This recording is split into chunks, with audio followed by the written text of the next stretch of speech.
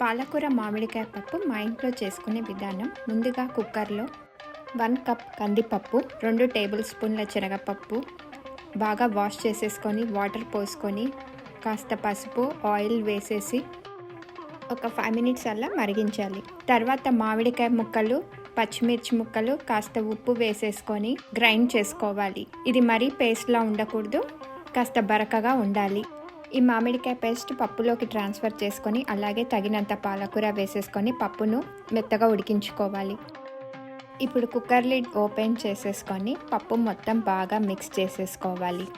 Water consistency check చేసుకొని అవసరమైతే గనక కొన్ని వాటర్ కూడా వేసుకోవాలి. ఆల్రెడీ ఇందాక కాస్త ఉప్పు వేసాం కాబట్టి ఇప్పుడు తగినంత ఉప్పు వేసేసుకొని బాగా మిక్స్ చేసేసుకొని ఒక 2 నిమిషాలు అలా ఉడికించుకొని తాలింపు వేసుకోవాలి. ఆవాలు, జీలకర్ర, ఎండుమిర్చి, కరివేపాకుతో తాలింపు వేసుకొని పప్పులోకి ట్రాన్స్ఫర్ చేసుకోవాలి.